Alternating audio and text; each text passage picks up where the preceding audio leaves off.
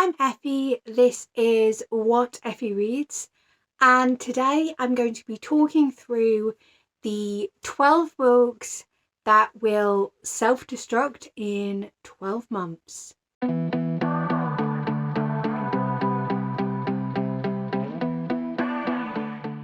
This kind of video is a bit of a booktube staple at this point, but I believe it was originally created by Becca over at Becca in the Books, who I will tag in the description. A couple of days ago, I put up a video where I reflected on the books that I decided at the start of 2022 would self-destruct at the end of this year. Go check it out if you haven't already. I would say that I had somewhat mixed results, but I'm definitely excited to be doing it for another year. I've decided to do it a little bit differently this year, and I've gone through my shelves and I've picked 6 books that I'm adding to the list. And then I've asked my best friend Shannon over at Head in the Books to also pick 6 books from my shelves. And boy, has she been evil. And that's why we love her. So first off, we've got the books that I picked. Behind Closed Doors by B.A. Paris. I don't know too much about this one, but I think this is quite a popular thriller, and I think I've heard good things about it. But if you've seen my unhaul, I can't remember if my unhaul's going up before or after this video, but if you have seen that, you'll know that I think I'm a little funny with thrillers in that I really enjoy a thriller, but I kind of have to pick it up in the moment, and it has to be a thriller that I pick at that point. So thrillers on my shelves don't often get picked up. So I think this will be interesting to see if I do actually choose to pick up thrillers this year, I suppose. But I also think because this is a little bit of an older thriller, not super old, but let's see, it says first published in 2016, so if that's accurate, this book is near enough 7 years old. In fact, it came out the same year I got married. Terrifying. So whether it holds up to thrillers that I've read more recently that have come out in more recent years, I think will be interesting. How Much of These Hills is Gold by C. Pam Zhang came in a queer book box. It looks pretty. It sounds like it has a potential to be interesting, but at the same time it's set in the American West during the gold rush, so that's not a setting that appeals to me. But maybe putting it on this list will give me the push that I need, because I'm definitely really bad for reading books that I receive in the queer book box. The Unbroken by C.L. Clarke. I've heard really good things about this and that people have really enjoyed it. But the first 8 pages or something, I didn't get very far into it, but the first 8 pages really made me think that this book is not going to be one that I would enjoy. It seems to be very martial. Military. Is that the same thing? I don't know. There's a lot of focus on military, and whilst it may be holding a mirror up and saying how bad military is, it's not something I really want to read about.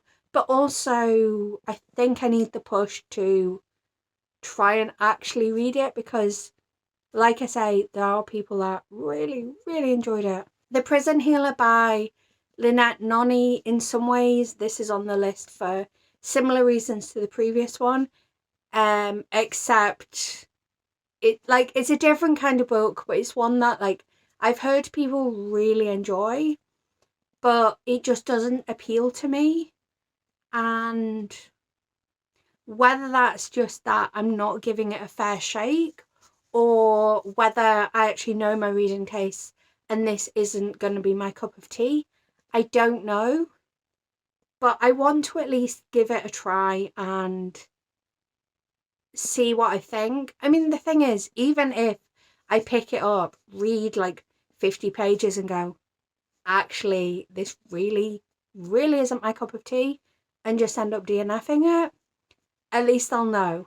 Through Her Eyes by Sophie Fay. I bought this direct from the author years ago, and it is signed but not dedicated. I did read, I've got a bookmark in it still. I read up to page 42, 43, and I wasn't the biggest fan of the writing style, but also the plot was kind of compelling me. So I just want to give this one a fair shake and see if it is my cup of tea or if it needs to go. The last book that I have picked out for myself is Little Woodford by Catherine Jones. I think this has a potential to be really good. I think it's a cozy mystery. It's certainly got a very cozy looking cover. But much like thrillers, I just find that I don't reach for it. But also, I'm not sure if I've ever read a cozy mystery. I suppose maybe The Thursday Murder Club could be considered cozy mystery. But yeah, this is the final book of the 6 that I am putting on the list for myself. I should probably say at this point that I should be stricter with Self-Destruct. I think the idea is that you get rid of them regardless at the end of the year. But I will say that if I read any of these books and I end up absolutely adoring them, then I will give myself a pass to keep them. And that is especially going to be the case for the books that Shannon's put on my list. And now we get into quite possibly the meanest list of books that are going to self-destruct in 12 months that I have ever come across. And you will begin to see why I am letting myself have a pass. This is only the case if I actually read them. If I don't read them, then they have to go. But if I do read them and love them, then I'm allowing myself to keep them. I feel like that's fair. I know it's not quite in the spirit, but also at least I will have read them. So the first book we've got is This Savage Song by V. Schwab. And this is not dedicated, but it is a signed copy. And this is the first book in the Monsters of Verity duology, which I believe looks at good and evil and the shades of grey in between. I think music is very important to the story. And I also forget that Shannon did actually give me a whole heap of reasons why she was putting these books on the list. She's put this on my self-destruct list because she says, we both love Schwab's work and I'm thinking this will be a good buddy read. And I'm like, he's so cruel putting this on my self-destruct list. But also, if it's going to be a buddy read, the chances of me reading it are quite high. I don't know. That's book 1. The second book on my list is I Kissed Shara Wheeler by Casey McQuiston, and her reasoning's very simple. She read it and was let down by this, so she's wondering if I will feel the same. So I would say of all of the books on this list that she's given to me, this is probably actually the best contender for something I would truly consider a self-destruct. I would say that my feelings on Casey McQuiston's writing thus far have been very mid. Like, I've decided to get rid of my copy of One Last Stop because it was okay, but it didn't wow me. And then Red, White and Royal Blue, I do remember enjoying at the time, but like, it's not the best thing I've ever read kind of thing.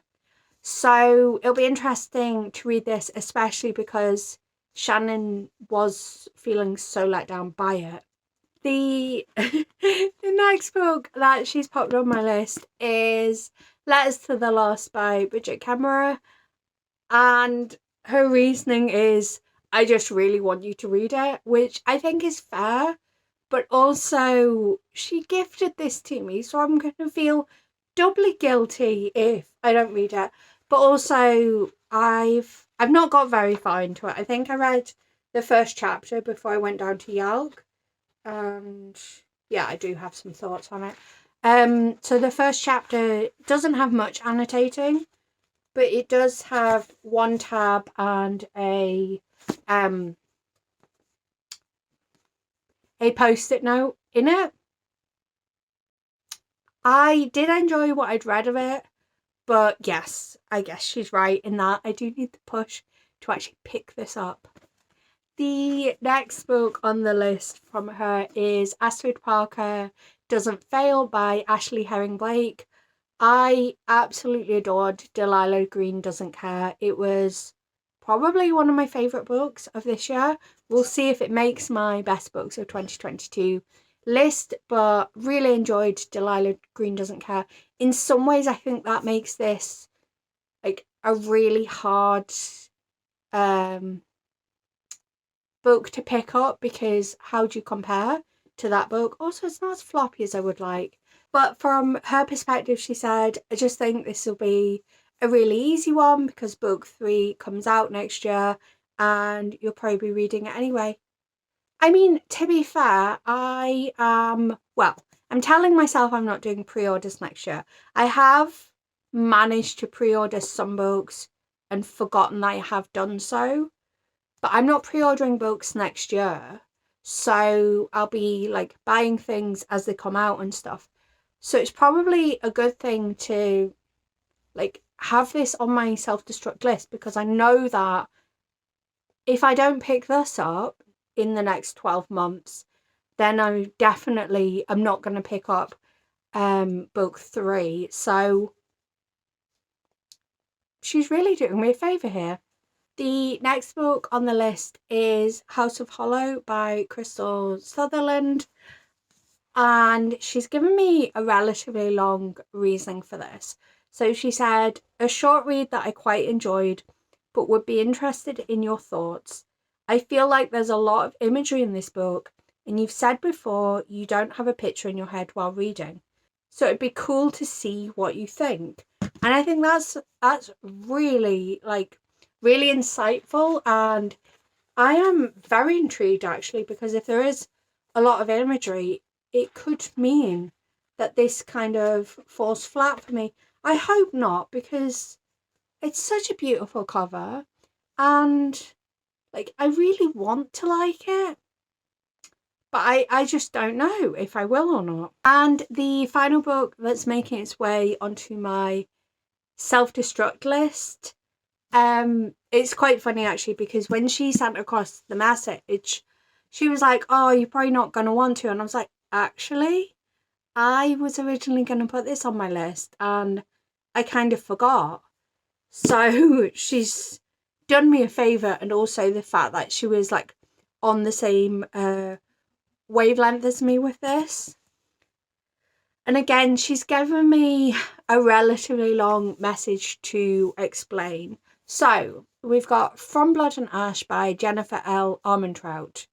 And my reason for wanting to put it on the list is that I own book 1 of, I think it's the Illumicrate set, and I own books 1 to 3 of the Fairy Loot set. I think I somehow didn't even see the Illumicrate set go on sale, so just missed out on getting, I think it was books 2 to 4 in the series. But basically, I own 2 copies of this first book, and the fact that I own like 4 special editions essentially means that I really should be reading it, because one, they're taking up space on my shelves, and two, I should really rehome them to someone who is going to appreciate them if they aren't my cup of tea. But Shannon's reasoning, she's gone into a bit of detail, and also I will say check out her channel, because I'm pretty sure she has reading vlogs for each book. Like, she's got an individual reading blog for each of the first 3, I think. I'm not sure if she ended up doing one for book 3. It says, I loved the first, the second was middle of the road, and I've soft DNF'd the third. So this is my mean way of getting you to start the series so we can talk about them and wondering your thoughts on the third book. Yeah, that works for me. So those are the 12 books that will self-destruct in 12 months. I'd love to hear in the comments what you thought of these 12 books, if you've read any of them, and if you think that any of them I'm probably wasting my time because I probably won't enjoy, feel free to tell me that as well. But until next time, love you. Bye.